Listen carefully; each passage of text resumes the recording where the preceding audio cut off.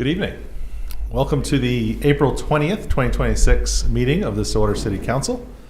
At this time, I will call this meeting to order, and I'll ask that you all stand and join us in the Pledge of Allegiance.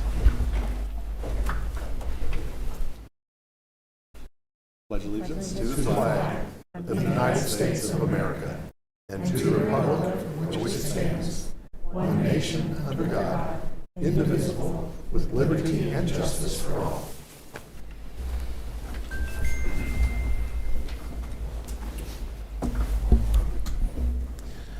Okay, we'll start tonight with proclamations and presentations. I have a couple of proclamations in recognition of children in our community, and I think we have at least one, maybe more, representatives from Healthy Children, Healthy Communities, action group here in our community. And I'm going to go ahead and read both of these proclamations, and then I'll ask if there's any of those folks that want to come up and say a few words, they can do that. So we'll start with the Month of the Young Child. Whereas the early years of a child's life are critical to building the foundation for lifelong learning, responsible citizenship, and productive participation in our community. And whereas the children of Stillwater represent the promise of our future and deserve access to high-quality early childhood education, supportive families, and strong communities that nurture their growth and development. And whereas teachers, caregivers, families, and early childhood professionals work diligently to provide safe, engaging, and enriching learning environments that help young children thrive socially, emotionally, and academically. And whereas the Week of the Young Child is an annual celebration that recognizes the importance of early learning, honors those who care for and educate young children, and highlights the need to support programs that benefit children and families. And whereas investing in early childhood education strengthens the entire community by promoting school readiness, encouraging family engagement, and fostering a culture that values children as our most important resource. Now, therefore, I, William Joyce, Mayor of the City of Stillwater, do hereby proclaim April 2026 as Month of the Young Child in Stillwater in recognition of the National Week of the Young Child, which was observed April 11th through the 17th, and encourage all residents to recognize the importance of early childhood education and to support the programs and professionals who work every day to ensure that young children have the opportunity to learn, grow, and succeed. That is really important, and we have so many great folks here in our community that focus on early childhood education, and we really appreciate that.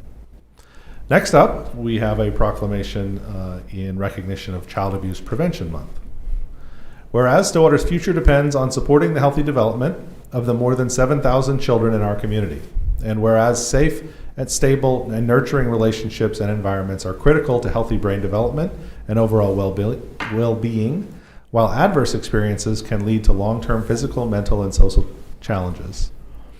And whereas child abuse and neglect have serious and lasting impacts on individuals and the broader community. And whereas parents and caregivers who have social support systems, access to resources, and the ability to seek help when needed are more resilient and better able to provide safe and nurturing environments for their children. And whereas a collaborative effort among residents, businesses, schools, and community organizations is essential to ensuring all children have the opportunity to thrive. And whereas the City of Stillwater, Payne County Health Department, Resilient Payne County, Healthy Children, Healthy Communities Coalition, Stillwater Public Schools, the Early Childhood Coalition, Wings of Hope, Lions Meadows of Hope, and the Seville Center will continue working together to raise awareness of child abuse prevention and promote positive parenting and family support systems. Now, therefore, I, William Joyce, Mayor of the City of Stillwater, do hereby proclaim April 2026 as Child Abuse Prevention Month and encourage residents to recognize that prevention begins with each of us. I think we have Laura Shellhammer from the Healthy Children, Healthy Communities Coalition here with us. I don't know if you're prepared to say a few words, if you'd like. Don is also on. And Don as well. Yes, And Counselor Harden. We have a whole group. Speak on our behalf. Okay. Well, I appreciate the recognition of Week of the Young Child and Child Abuse Prevention Month, and recognizing and highlighting the impact that it has in this critical period of development, and making sure that children have what they need to grow and succeed and be safe, and just honoring not only the children and families, but all of the early childhood professionals and everybody that works tirelessly to make sure that children can reach their full potential and be safe. And I think Stillwater is one of the best places to do that. I think we're very supportive, and we're having a big event to recognize that on Sunday, a Kaleidoscope event. So be sure and come out and support. It's going to be from 1 to 5 on Sunday over on Husband, I think between 9th and 10th. Free carnival, festival, live music, lots of information for families. Lots of activities for kids, and it's open to all ages and everybody. We're welcome to come, and we'll be there. So please join us. I heard Councilor Hardin's going to be in a dunk tank at Kaleidoscope. Is that true? I'm not sure if he's agreed to that or not, but they asked me, and I said no. Tim wants to. You have to come and find out. So thank you. I just want to say thanks for all the folks, all these do for the kids in our community. Not having children myself, I began to realize how important this age 0 to 5 was as far as getting kids ready to go to kindergarten and make them good citizens on down the road. So that's what they're working on. So thank you all for doing that. Thank you. Thank you. Appreciate it. Okay.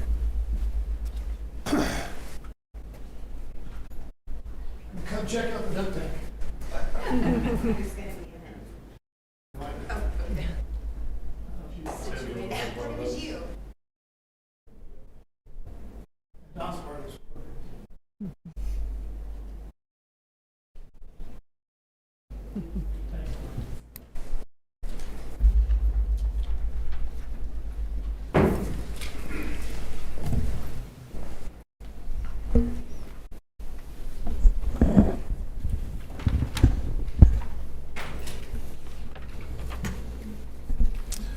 All right, councilors.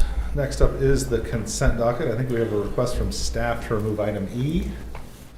Any further questions, comments, or action on the consent docket? I move approval of consent minus item 4E. Second. We have a motion and a second to approve consent minus item E. Please vote.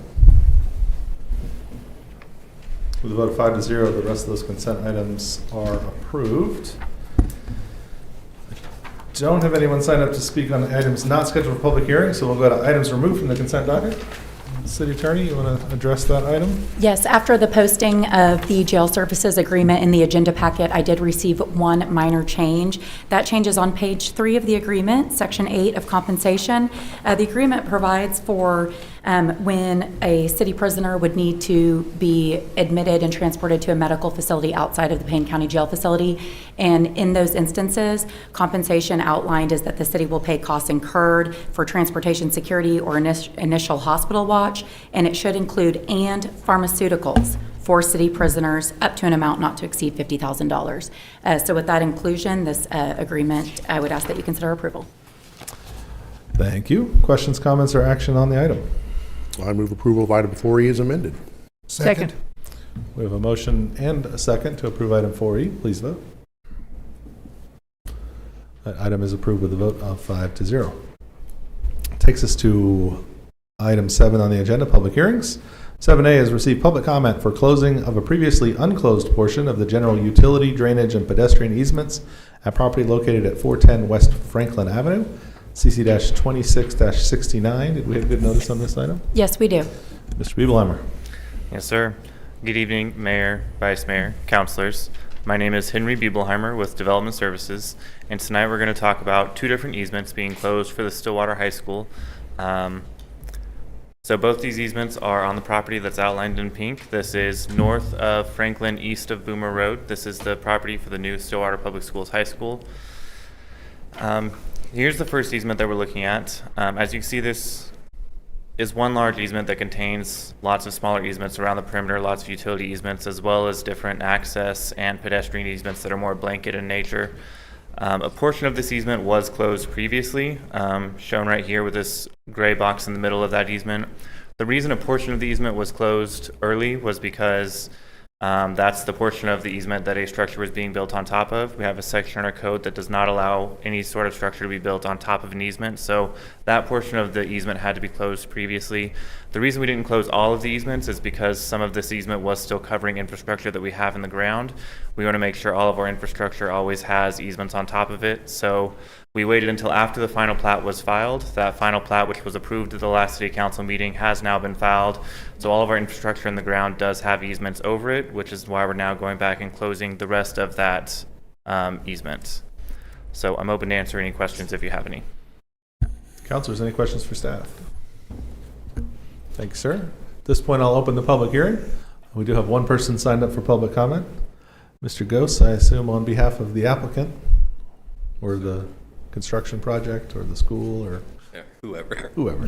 Stephen Gose and Associates, 113 East 8th Avenue. Henry covered everything, just trying to get this cleaned up.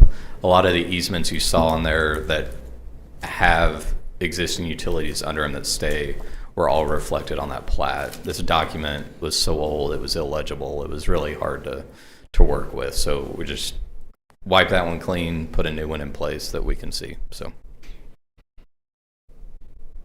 Thank you, sir. thanks. I don't have anyone else signed up to speak on this item. Was anyone planning to speak? Seeing no one, I'll close the public hearing. Henry, is there a staff recommendation on this? Yes, sir. Staff recommends approval of ordinance 3602, closing the previously unclosed portion of the general utility drainage and pedestrian easement located on a tract of land lying in the northwest quarter of Section 11, Township 19, North, Range 2, east of the Indian Meridian, Payne County, State of Oklahoma, addressed as 410 West Franklin Avenue. Thank you, sir. Councilors? Motion to accept staff's recommendation. Second.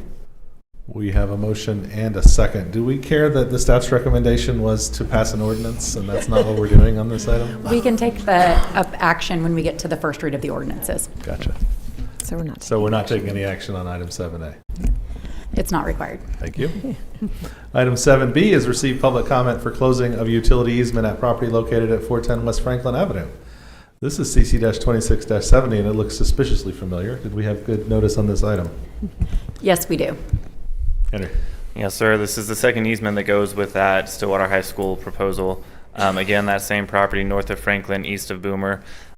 This is just a 20-foot utility easement that you can see here outlined in blue. The infrastructure that was in this has been rerouted, so this easement is no longer needed. As you can see in the final plat, there's not an easement that cuts across right there. But as this final plat does cover all of the infrastructure that is needed, this easement is no longer needed, so we're now moving forward with the request of the applicant to close that. I'm open to answer any questions if you have any. Thank you, sir. Any questions for staff? Seeing none, I'll open the public hearing. Mr. Gose, anything further? Anyone else here to speak on this item? Seeing no one, I'll close the public hearing. Henry, I assume your recommendation is the same as it was for the previous item? Very similar, insert ordinance 3601. All right. Thank you. All right, councilors, that takes us to item 8 for general orders, and we'll have a fiscal year 2027 budget presentation. And no action will be taken on the item at this time.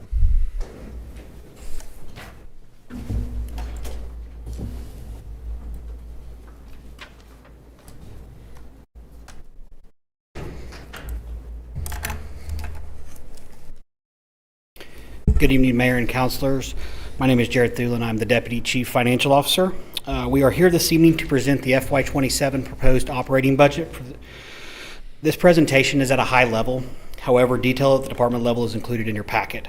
There are 4 attachments in the packet: City budget by fund and department, SUA budget by fund and department, SEDA budget by fund and department, and the general fund budget summary.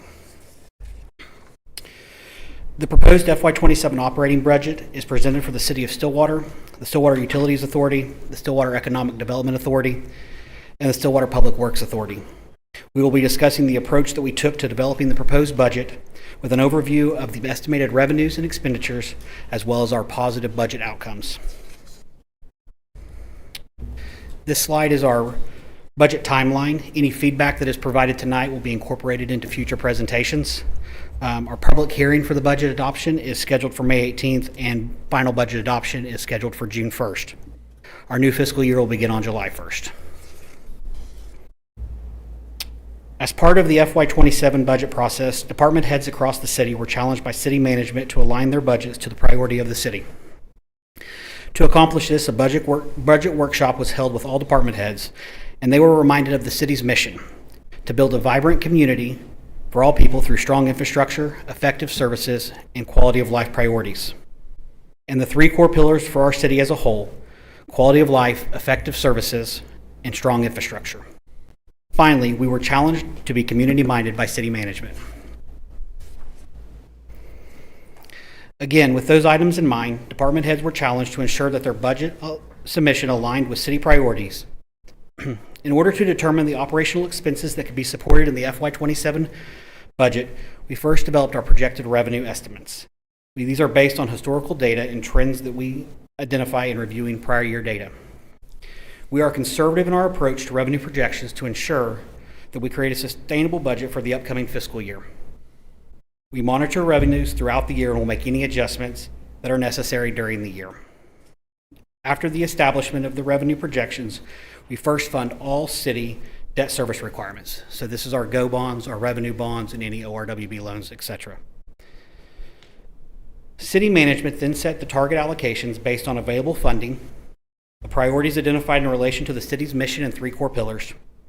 These allocations were provided to the department heads to determine their budgets for the upcoming year. For FY27, we provided an allocation for personnel, materials, and services at the same time and as one budget package for the first time, so departments could see a fuller picture of their operations. In the past, payroll was reviewed separate from the material and services portion of the budget submissions. Departments were also again challenged to look at operations and evaluate if any efficiencies could be gained. This was not a one-time challenge, but an ongoing challenge for future fiscal years as well. Departments rose to this challenge and provided excellent feedback, discussion, and efficiencies gained with their budget submissions and presentation to city management. All departments submitted the budgets within their target allocation. With that, I would like to introduce Seth Hughes, our budget manager, to discuss the details of the estimated revenues and expenses of the proposed budget and the positive budget outcomes.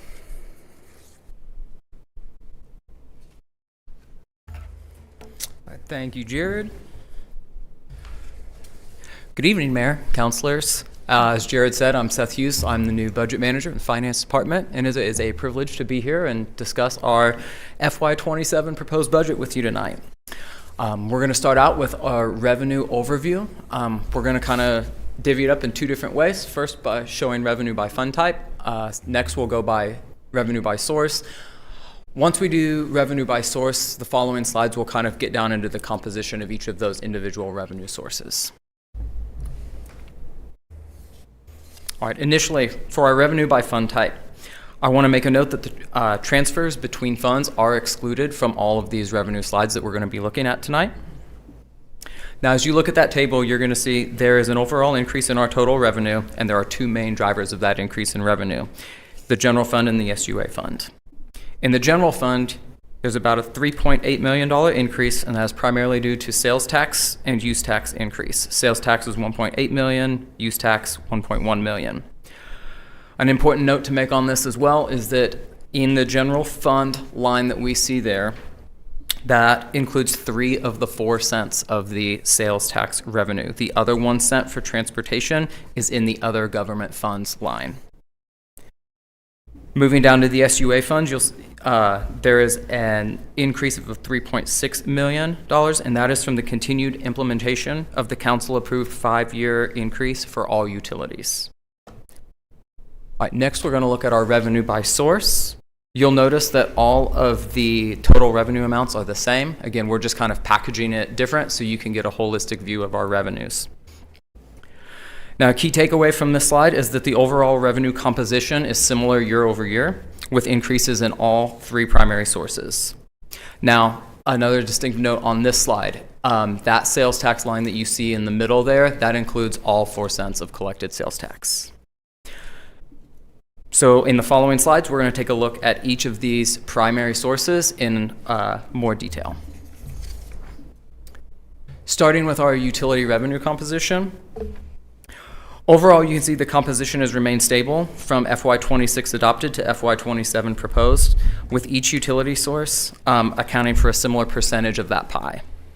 You'll see water, wastewater, and waste management all saw increases from that continued implementation of the council-approved 5-year rate increase. Water and wastewater increased approximately 2.5 million. Waste management, approximately 1.2 million. I do want to make a note on electric as well at the top there. Now, electric, it is our most complex rate structure projection, and there are multiple line items represented in that revenue source. So it's projected that the electric sales are actually increasing by $1 million this year due to that implementation of the same rate structure. However, there are offsetting revenue lines for power cost adjustment and the Grand River Dam Authority payments that are impacting that revenue composition in that line. I also want to make a note that that other utility revenue that you see at the bottom there, that includes our interest income. That is also utility billing services, things like penalty fees and such. So in the next slide, we're going to move forward to our total sales tax. Now you can see in the graph here, this is from FY 2018 through projected FY 27. You'll see in the middle of that chart where the sharp increase starts to go up. That is from the half-cent increase in the transportation sales tax and when we began seeing that. I want to make a note on FY 25 where you see there was that little bump up from 24. As we had gone through these projections, we had gone through our data, we had noticed that in FY 25, that year would have been flat, or it actually would have been a little bit under FY 24 had it not been for the one-time event, Boys of Oklahoma, that came. Now, FY 26 and FY 27, you'll notice as well, those two dots are a different color. It's because those are the projected amounts. It's important to note that the FY 26 number that you see there, that amount includes the new amended projection that was on the consent docket tonight. So then you'll also notice that FY 27 is just a little bit down from there. And as Jared mentioned earlier, we wanted to ensure that we're being conservative in our revenue estimates. So we've conservatively projected that amount based on our historical trends. And in the event we need to amend it later in the fiscal year, we'll be bringing that to council much like we did tonight for FY 26. Also, I want to mention that the finance department began a more in-depth sales tax analysis in January this calendar year. As we monitor changes in our local economy, it's given us an additional depth of information in which we can make these revenue projections. We've seen that historically our consistent drivers for our sales tax revenue are our retail trade and our food and accommodation services. And then with the current climate of Stillwater, with the increased construction, the increased labor pool that's here, we are seeing an additional increase above historic norms in those drivers. But as well, we're beginning to see an increase in our manufacturing and wholesale trade beyond any historic level that we've seen before. So as we go through the year, we're going to continue to monitor our data and ensure that we're trending with our projections. And then lastly, we're going to look at our other revenue sources. Now you'll notice on this table, the bottom three are pretty similar from FY 26 adopted to the FY 27 proposed. But the two key drivers for our other revenue sources are in our use tax and our other revenue. And as I mentioned earlier, our use tax, we're projecting an increase of $1.1 million for fiscal year 27. And then also you will notice there is a significant increase in the all other revenue line that's in the middle of that table there. All other revenue contains items like fees and rentals, licenses, permits, fines and forfeitures. The stormwater management fee is in there. However, the main increase you see is from reimbursements from the increased participation from OSU for the American Airlines minimum revenue guarantee. All right, and then moving forward, we're going to hit our expenditures. And similar to revenue, we're going to hit those in 3 different ways just to provide a good holistic view of our expenditures. So initially, expenditures by fund type. I want to note again that transfers are excluded from these amounts. Now you'll notice that expenditures have increased $10.5 million from FY 26 adopted to FY 27 proposed, and the driver of that is significantly impacted by debt. Increase in expenditure for SUA fund for debt service. And the increase in expenditure in the SUA fund is for debt service payments for the FAP loan obtained in 2025 for the water wastewater projects. I also want to mention that the increase that you see in general fund is, oh, sorry, I lost my place there. In the increase you see in the general fund is for increasing the contingency amounts for priorities that may arise during the fiscal year. Moving forward, if we look at our expenditure by category, you'll notice that many of these categories are similar from one year to the next. However, that primary difference that you're going to see is that increase in debt service that we already mentioned earlier, the FAP loan, as well. There's some city debt obligations that are sitting in that line item there as well. You'll also notice that capital outlay has increased, and that is because we're budgeting for some vehicle purchases as well. Lastly, if we look at expenditure by a function, you'll see that our largest percentage of expenditures is our purchased power. And then it's followed by public safety, which includes police, fire, emergency management, code enforcement, and animal welfare. It's then followed by electric utility, water, our self-insurance, and then our internal service departments. Now, this slide is reflective of the revenues and the expenditures that we just went through on the previous slides, but now we're bringing in the transfers that are required and necessary between the funds so we can see how those interact. The first two columns in the table are the unrestricted funds of the organization, including the city's general fund and SUA operating fund. And the third column includes all the restricted and designated funds of the organization through city, SUA, and SEDA. An important note I wanted to make on that is on the restricted designated funds for total revenue. You see that as $72.7 million. That represents 41% of total revenues received, which means that that 41% has some form of restriction or designation placed upon it as soon as that revenue enters the organization. Whether that restriction or designation was put in place by council, trustees, voters, or by an agreement between parties. Some examples of those include the Transportation Sales Tax Fund, Visitor Tax, Stormwater Fund, opioid abatement receipts, etc. Now you'll notice in the first column for unrestricted general fund, a net income of $0. And that is because we transfer from the unrestricted SUA operating fund to the general fund in order for that to balance. Then you'll also notice the negative $3.4 million net income in the unrestricted operating fund. That is offset by that fund's beginning balance. For the $21.9 million that you see in restricted designated funds, the vast majority of these funds is generally for capital expenditures, not for operations. $10.6 million of that is in the Transportation Sales Tax Fund, $4 million for the Water Fund, and $5.7 million in Wastewater Fund. These amounts in the restricted designated funds we bring to council for action as contracts are awarded and projects are started. Now, our emergency reserve funds. The proposed budget ensures that the emergency reserve balances listed here stay in place. This slide shows the target for each reserve account as well as its current balance. Emergency reserve targets were established using methodologies endorsed by the Government Finance Officers Association and the American Public Power Association. Emergency reserves are established and maintained to meet the city's need during extraordinary circumstances, where we incur unexpected decrease in revenue and/or increase in expenditures. I want to mention that the use of emergency reserves requires approval of the council or trustees, and generally a method to replenish reserve balances should be identified at the time the reserves are approved for use. Now, as we've gone through all the specifics of the budget, I do want to share some positive outcomes of the proposed operating budget as well. As Jared mentioned earlier, the directors submitted their budgets in such a way to ensure that all service levels remained unchanged for FY27. We were able to commit $500,000 in new vehicle purchases and $250,000 in software upgrades. We're also able to increase contingency amounts for priorities that may arise in the upcoming fiscal year.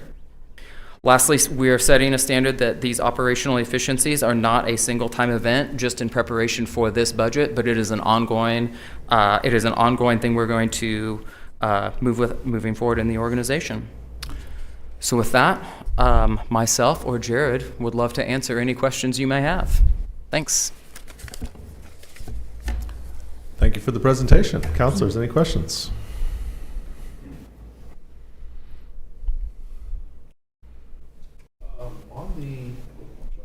On the projected net income I'm sorry, not the projected income slide, the reserves slide, it showed a target of $3 million for the airport, but a balance of 0. Can you explain that to us? Apparently, we're going to go to the top. A lot of that funding has been used to fund the terminal project, and so we have moved that just so we can keep that project moving. Okay, very good. Thank you. Yeah. And clarification, while we, over 80% maybe was funded in grants for the airport terminal, the city has to make a match. And so some of those reserve funds were used for that match. Okay, perfect. Thank you. Other questions? One question, and I'm looking at this sheet that's, I'm going to put my reading glasses back on so I can see this sheet. On things like the Transportation Sales Tax Fund, we're bringing in about 10.6 million new revenue this year, and there's a beginning balance of about 26.5 million. There's nothing down in the expenses that offsets this. I assume as projects come up, there are budget adjustments that we then approve. But it does seem like we have let a pretty good balance accumulate. Correct. So as Bill and his group, they'll develop an FY27 payment management plan, and then they'll start to work towards that, and we'll appropriate that 10.6 million as they identify projects. That 26 million is what's currently available in the fund. However, they have 25 or 26 million dollars in projects that they want to do. It's just trying to get to those projects to make sure they're ready to go before they bid them. And so as we are awarded or ready to move forward, we come back to council to appropriate those funds. As I recall prior conversations about these road projects, many times we appropriate the money, but it gets spent 2 or 3 years down the road. But it's still appropriated and held for those projects. Correct. Okay. We'll come back in July and do a budget carry forward and move what we've already appropriated over. Those are not reflected in this budget presentation so any of that new 10.6 will be appropriated as they identify projects for it. Thank you. You mentioned, I guess it's in other tax, because we talked about ad valorem, some of the geo bond obligations. Does that come in the other tax line, all of the revenue line? Where is that reflected? It should be in the other tax line, so that's why you're seeing an increase, because the new GO bond, we have to start collecting ad valorem for that payment. And this actually might be outside of your purview, or I don't know, somebody over there's purview, but given the discussions that we're seeing at the state capitol right now about limiting ad valorem collections or decreasing ad valorem collections statewide, have you guys had a chance to see what kind of impact that would have on our ability to fund the bonds that we already have in place? We have not looked at it from a finance perspective.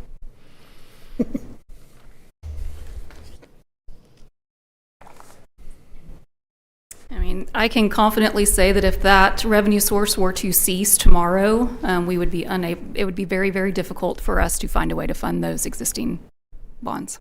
I mean, I don't know how they work. I mean, we have the obligation to pay those bonds back no matter what, right? I mean, if that revenue source were to significantly decrease or disappear, we would have to find that money somewhere else, or how does that? And I'm not prepared to answer that because I think that's going to be I think that's a question that many cities are going to have to answer, and how to navigate that. Yeah, certainly the ones that have bigger ad valorem millage rates than we do with school districts and everybody else. I'm interested to know what that looks like in the future, because it certainly sounds like they're getting close to making decisions that they don't fully understand the consequences about. So, anyway, different question for you guys, sorry. One more that you can answer from a sales tax perspective. I mean, I appreciate the estimating low, right? It looks like this year's number is looking in like 44 in terms of what we're projecting, and we don't ever want to assume that kind of growth continues. What happens if it does, right? What happens if our number ends up at 46 next year? Where do we put that money that we? So what we did in FY26, and obviously we haven't planned for what we would do with that in FY27, but we transferred a majority of it to the capital fund so we can start to tackle outstanding capital projects that are needed throughout the city. Excellent. Thank you. Further questions? What's next in the process? I know you went through it at the beginning, but just as we're closing here. We'll be back on May 18th for a public hearing, and then we'll be back on June 1st for official adoption. Great. I will add that I spoke to one of the directors before this meeting started, and with a sample size of one, there was positive feedback on the process and the tools that were used and how that all worked. So kudos for that. Thank you. Yep. Thank you guys for all the work. The budget preparation around here is a massive project, and we appreciate the work that you all put into it. All right, it takes us to item 9 on the agenda, resolutions.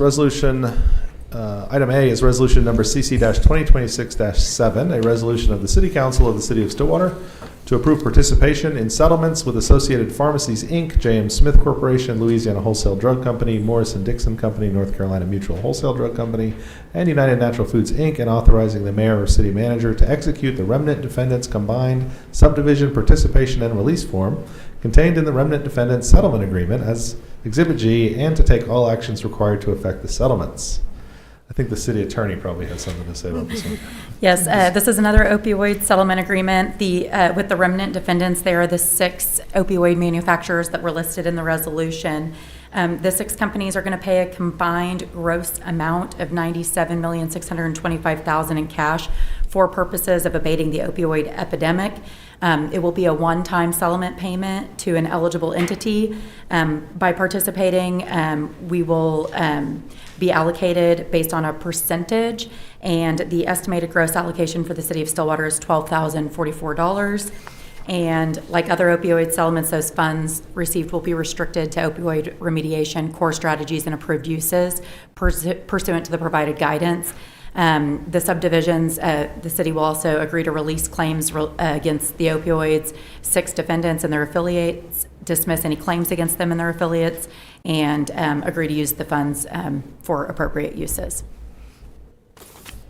Those appropriate uses includes the things like we talked about a couple weeks ago with the expansion of our drug court here in Stillwater, Payne County. Yeah, I believe that that will meet the guidance that's in the settlement. All right. Councilors, questions, comments, or action on the resolution? Motion. Go ahead. Motion to adopt resolution number CC-2026-7. Second. We have a motion and a second to adopt the resolution. Please vote. That resolution is adopted with a vote of 5-0.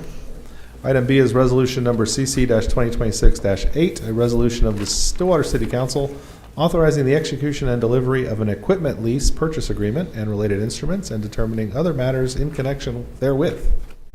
So this resolution is related to a 2022 approval for the purchase of a new fire truck.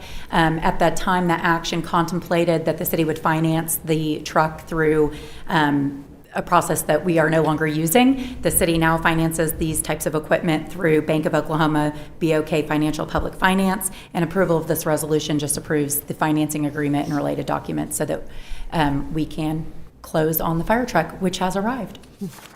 This is the new ladder truck. Awesome. Only 4 years later.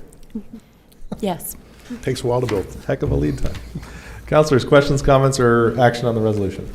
Motion to adopt resolution CC-2026-8. Second. We have a motion and a second to adopt the resolution. Please vote. That resolution is adopted with a vote of 5-0. Item 10 is ordinances. On first read, we have ordinance 3601, an ordinance closing a utility easement at property located at 410 West Franklin Avenue from earlier this evening. Move to advance ordinance 3601 to second reading. Second. We have a motion and a second to advance the ordinance. Please vote. With a vote of 5-0, ordinance 3601 is advanced to second reading. Item B is ordinance 3602, an ordinance closing the previously unclosed portion of the general utility drainage and pedestrian easements at property located at 410 West Franklin Avenue. Also from earlier this evening, councilors. Motion to advance ordinance number 3602. Second. A motion and a second to advance the ordinance. Please vote. That ordinance is advanced to second reading with a vote of 5-0.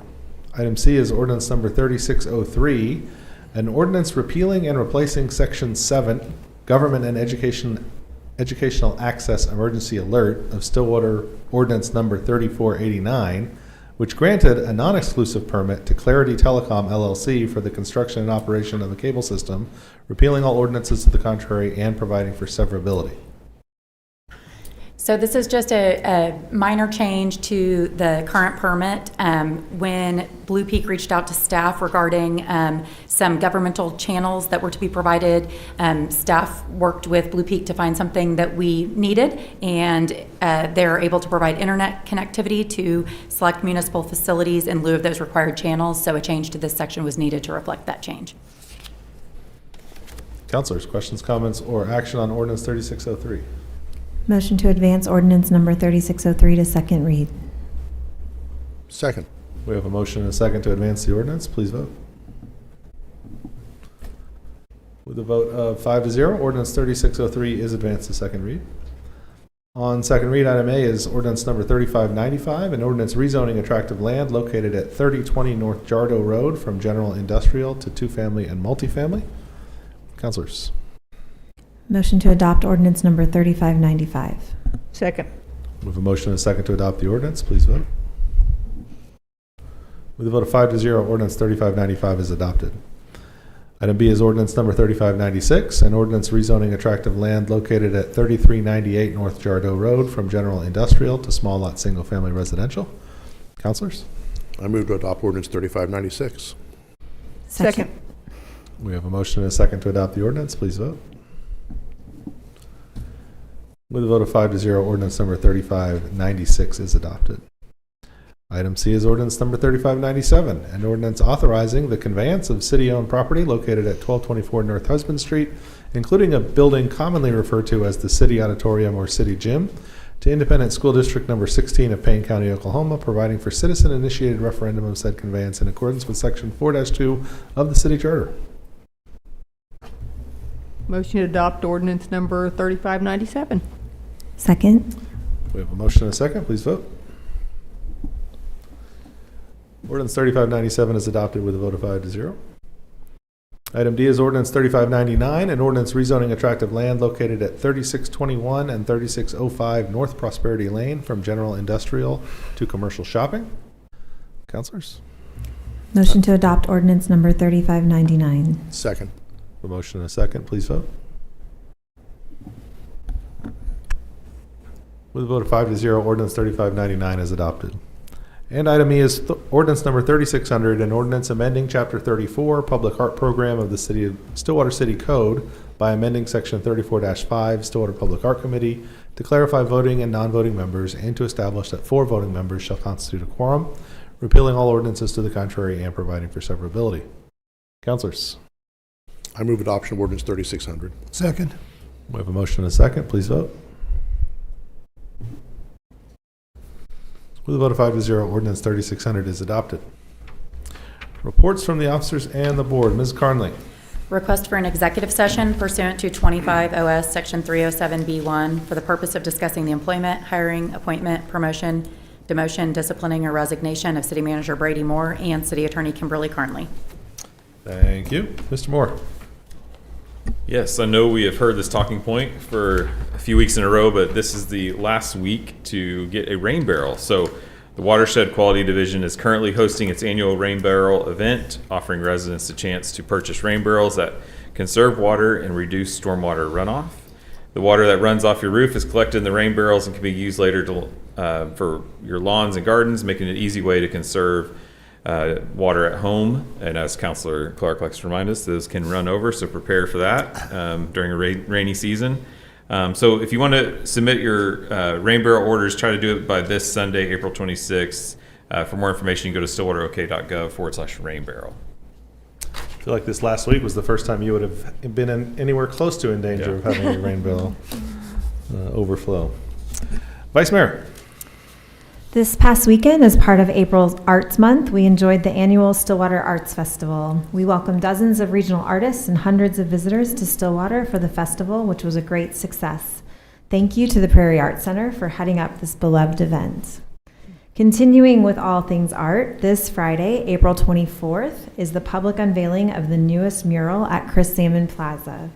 This is your chance to be among the first to see the artwork, which was designed and painted by OSU students in collaboration with the City and Prairie Arts Center. Please join us at 1 p.m. downtown at the corner of Main Street and 9th. I think this finishes our spots for the murals at Chris Salmon Plaza, so it's exciting opportunity to see that filled in. Absolutely. Councillor Hawkins. This Saturday, April 25th, is the city's annual Household Hazardous Waste event. From 8 a.m. to 1 p.m. at the Convenience Collection Center, you can dispose of oil-based paint, pesticides, herbicides, mixed fuels, and other hazardous materials at no cost to you. The Convenience Collection Center, located at 807 South Perkins Road, will also be open for usual business during this event. For a full list of items that will be accepted, go to stillwaterok.gov/HHW. It's a great time to get rid of stuff if you have stuff laying around. And I would also add, on a completely separate note, several of us got to participate in interviewing the Stillwater Teacher of the Year candidates this past couple of weeks. And I just want to say congratulations to all the site winners. They were exceptional. The interviews were amazing, and Christy Morrison will second this. We always look at that and go, we are so glad we're not the ones making that decision, because it is just an outstanding group of people. So congratulations to each of those individuals. Excellent. Thank you. Councilor Clark. Last week was National Public Safety Telecommunications Week. Our dispatchers received well-deserved praise from the Stillwater Police Department and various community members. We want to express our gratitude as well for these public safety heroes. Their calm voices bring life-saving support as they guide callers through emergencies and aid first responders. The 24/7 service of our dispatchers team keeps Stillwater safe, and we are thankful for them every day. I also want to take a moment to recognize National Property and Evidence Professionals Appreciation Week, observed earlier this month. These individuals play a vital behind-the-scenes role in maintaining the integrity of our public safety system. Excellent. Thank you. Councilor Harden. We'd like to extend our thanks to Stillwater Animal Welfare in honor of National Animal Control Appreciation Week, which was last week. The small but mighty animal welfare team does phenomenal work taking care of furry friends and some scary, scaly ones also. We also appreciate their work responding to animals or conditions that may pose a risk to humans or other animals. The service of our Stillwater Animal Welfare team, supported by many wonderful volunteers, is heartwarming, heroic, and vital. And while on the topic of animal welfare, quick update about our new facility. City staff continue to work with Barrett L. Williamson Architects and Animal Arts on the design, while the CMR, the contractor, Nabholz, work on construction and design estimates. We're looking forward to a groundbreaking ceremony this fall. Yes, we're really looking for a groundbreaking fall. Thank you. I will let you know that in commemoration of our country's semi-quincentennial, we're extending this year's Independence Day celebrations. Join us on Thursday, July 2nd, for the 250th birthday bash at Block 34. Then come to Boomer Lake Park on Friday, July 3rd for our annual fireworks show. That leaves July 4 open for you for a full day of Saturday celebrations with family and friends. Stillwater's 2026 4th of July plans promise to be bigger and better than ever. As we get closer to July, more information will be shared on the city's social media channels and website, so be sure to follow stillwaterok.gov on Instagram and Facebook, and bookmark stillwaterok.gov/boomerblast. And also as a reminder, City Hall will be closed Monday, July 6th in observance of the July 4th holiday. All right, at this time, I will move that we recess the City Council prior to item 13 on the agenda. Second. We have a motion and a second. Please vote. With a vote of 5-0, the City Council will now be in recess. And while we are, I will call to order the Stillwater Utilities Authority meeting for April 20th, 2026. Trustees, questions, comments, or action on the consent docket? I move approval of the consent docket. Second. We have a motion and a second to approve consent. Please vote. With a vote of 5-0, the consent docket is approved. No other action items on this agenda. Is there a motion to adjourn? Motion to adjourn. Second. We have a motion and a second to adjourn the SUA. Please vote. With a vote of 5-0, the Stillwater Utilities Authority is now adjourned. And at this time, I will call to order the Stillwater Economic Development Authority meeting for April 20th, 2026. Trustees, questions, comments, or action on the consent docket? Motion to approve consent docket. Second. Motion and a second. Please vote. With a vote of 5-0, the consent docket is approved. There's no other action items on this agenda. Is there a motion to adjourn? So moved. Second. We have a motion and a second to adjourn at SEDA. Please vote. With a vote of 5-0, the Stillwater Economic Development Authority is now adjourned. This time, I will reconvene the Stillwater City Council meeting. Prior to item 13 on the agenda, is there a motion to enter executive session for the purposes requested by the city attorney? Motion to enter executive session. Second. We have a motion and a second to enter executive session. Please vote. With a vote of 5-0, the Stillwater City Council will now be in executive session.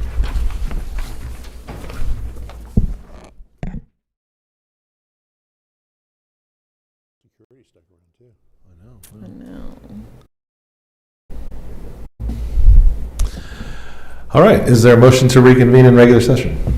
Motion to reconvene. Second. We have a motion and a second to reconvene the Stillwater City Council. Please call the roll. Mayor Joyce, Yes? Jaloski, Yes. Hawkins, Yes. Clark. Yes. 4-0. Council's back in regular session. We'll just note that Councilor Harden left and didn't join us in executive session, but and there was no recommendation for action off of executive session. Is there a motion to adjourn? So moved. Second.